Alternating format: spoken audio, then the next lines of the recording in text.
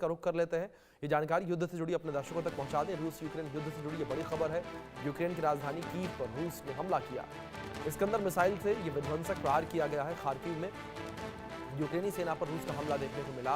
MLRS rocket launcher से विनाशक प्रहार किया गया। ये बड़ी खबर जो फिलहाल निकल कर सामने आ रही, एक बड़ा हमला ये रूस के द्वारा यूक्रेन के ऊपर देखने को मिला है। दोनों खास मेहमान हमारे साथ बने हुए हैं। यूके देवराज जी, जिस तरीके से मैंने आपसे यही प्रश्न किया था कि क्या आपको लगता है कि ये युद्ध बातचीत से हल हो पाएगा, या जब तक रूस अपने टारगेट अचीव नहीं कर लेता तब तक युद्ध ऐसे ही जारी रहेगा? अभिषेक जी, अगर देखा जाए तो रूस ने अपने जितने टारगेट थे उनको ऑलरेडी हासिल कर लिया है। जी। रूस की कोई मंशा नहीं है कि वो अभी रूस ने पूरा कब्जा कर लिया हुआ है। दोनेत्स्क, लुहांस्क, ज़ेपोरिज़िया, जी। खेर्सोन, जो क्राइमिया का एरिया है वो तो उनके पास 2014 से है ही। तो रूस का फिलहाल कोई इरादा नहीं है कि अब युद्ध को आस्ते आस्ते पश्चिम की तरफ ले जाकर नाइपर रिवर तक पहुंच जाए। रूस जहां पर है वहां तक वह मोरलेस सेटिस्फाइड है। तो अभी सबसे बड़ा युद्ध जो रुकेगा, कैसे रुकेगा, दारोमदार डोनाल्ड ट्रंप पर है। डोनाल्ड ट्रंप को यूक्रेन के जो लोग हैं या जेलेंस्की है उनको समझाना पड़ेगा कि ये जो 4 प्रांत हैं, 5 प्रांत हैं, अब ये रूस में चले गए। और डोनाल्ड ट्रंप को यूक्रेन को समझाना पड़ेगा कि अब रूस के खिलाफ युद्ध लड़के यूक्रेन इन 4 प्रांतों को वापस नहीं ले सकता। अमेरिका ने इतने हजारों बिलियंस एंड बिलियंस डॉलर्स हथियार दे दिए, और तो और एटाकमस जैसे लॉन्ग रेंज मिसाइल भी दे दी है जो कि 300 किलोमीटर तक वार कर सकते हैं। फिर भी यूक्रेन की फौज युद्ध करके इन 4 प्रांतों को वापस नहीं ले पाई है। वरन ग्राउंड पे क्या हो रहा है कि रूस की फौज हर रोज किसी दिन आधा किलोमीटर, किसी दिन 1 किलोमीटर पूरब से पश्चिम की तरफ बढ़ रही है। तो जेलेंस्की को समझना पड़ेगा कि यह युद्ध जो है वो रूस हार नहीं सकता, और यह युद्ध यूक्रेन जीत नहीं सकता।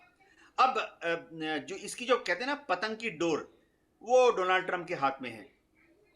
जो यूक्रेन की आर्मी है वो हर रोज जो भी हथियार यूज कर रही है, हथगोला हो, एंटी टैंक रॉकेट हो, एंटी एयरक्राफ्ट मिसाइल हो, तोप के गोले हों, वो हर रोज अमेरिका सप्लाई कर रहा है। जो यूएस नेवी की स्ट्रेटेजिक एयरलिफ्ट कमांड है उसके हवाई जहाजों में, जैसे कि C-17 ग्लोब मास्टर है, C-5A स्टार लिफ्टर है, हर रोज अमेरिका से हथियार भर भर के आते हैं, लैंड करते हैं पोलैंड में, और पोलैंड से वो बाई ट्रेन जाते। पश्चिमी यूक्रेन में एक बहुत बड़ा शहर है लवीव, रेलवे मार्शलिंग यार्ड। तो फिर पोलैंड से रेलवे के द्वारा ये लवीव पहुंचते हैं, और लवीव से पूरब की तरफ चलते चलते जहां लड़ाई हो रही है यूक्रेन की फौज और रशियन फौज के बीच में, वहां पहुंचते हैं। डोनाल्ड ट्रंप को सिर्फ इतना ही करना है कि वो इस पतंग की डोर को थोड़ा खींच लें। यानी जो सप्लाई कर रहे हैं हर रोज हथियारों की, हथियार अम्यूनिशन की बात कर रहा हूं मैं, टैंक की बात नहीं कर रहा, मैं टैंक के गोलों की बात कर रहा हूं, मैं तोप की बात नहीं कर रहा, तोप के गोलों की बात कर रहा हूं। अब डोनाल्ड ट्रंप को सिर्फ इतना ही करना है कि 3 दिन के लिए या 7 दिन के लिए इनकी जो सप्लाई है अम्यूनिशन की उसको थोड़ा खींच लें। अपने आप जेलेंस्की बातचीत करने के लिए राजी हो जाएंगे। और अमेरिका ने तो बोल ही दिया है कि जितना एरिया रूस ने जीत लिया है वो रूस का है। ये तो अमेरिका ने एक बार नहीं, कम से कम 5-6 बार बोल दिया है पिछले 3 साल में। जी जी, बिल्कुल। ज़ाहिर तौर पर जिस तरीके से आपने ज़िक्र किया सर, मैं इस बीच आप दोनों से रिक्वेस्ट करूँगा कि प्लीज़ आप दोनों बने रहें मेरे साथ। एक बड़ी खबर उसका रुख कर लेते हैं। रूस और यूक्रेन पर ज़ोरदार पलटवार देखने को मिला है। डिप्रो में रूसी सेना पर यूक्रेनी हमला देखने को मिला। जंगल के रास्ते आगे बढ़ रहे थे रूसी सैनिक। ये बड़ी खबर जो फिलहाल सामने आ रही है। जंगल के रास्ते रूसी सैनिक आगे बढ़ रहे थे और उनके ऊपर ये बड़ा प्रहार किया गया है। जंगल के रास्ते आगे रूसी सैनिक बढ़ रहे थे और उनके ऊपर एक बड़ा प्रहार किया गया है। ये बड़ी जानकारी है जो सामने आ रही है। डिप्रो में रूसी सेना पर यूक्रेनी हमला देखने को मिला है। यूक्रेन ने हमला किया है। दोनों खास मेहमान लगातार हमारे साथ बने हुए हैं।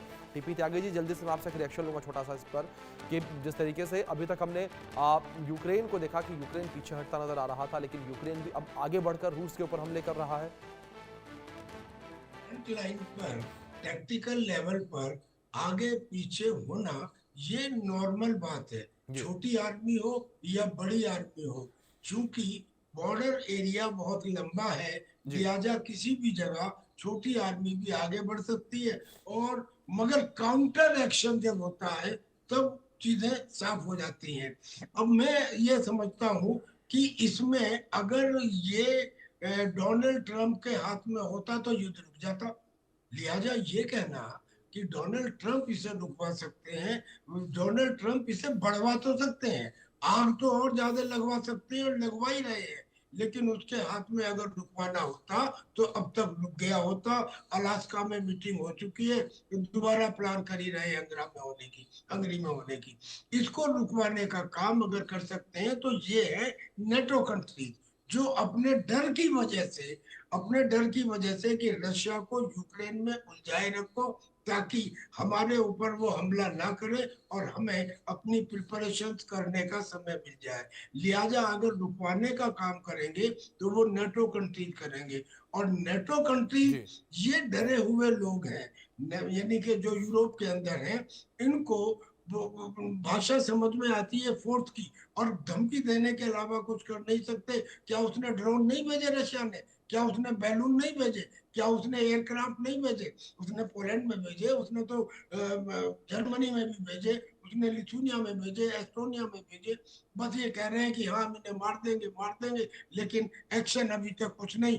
बार बार जैसे चूहे इकट्ठे मिलके बिल्कुल प्लानिंग करते हैं बिल्ली के खिलाफ एक्शन की, इस तरह का है। मैं समझता हूँ कि अब अगर नेटो कंट्रीज में, और खास तौर पे जो उनका ऑर्गेनाइजेशन जी है जी ब्रुसेल्स में, वहां अगर गुड सेल्फ प्रिवेल करती है और वो अपने हाथ खींच लेते हैं और यूक्रेन को कहते हैं कि आप जो सिचुएशन अब है उसको एग्री करो, और उसके बाद में फिर हम आपको बिल्कुल रीअश्योरेंस। त्यागी जी, कई बड़े सवाल उठते इस वक्त नजर आ रहे हैं इस पूरे युद्ध पर। जिस तरीके से चाहे नाटो की भूमिका को लेकर बात करें, अमेरिका की भूमिका को लेकर बात करें या यूरोपीय यूनियन की भूमिका को लेकर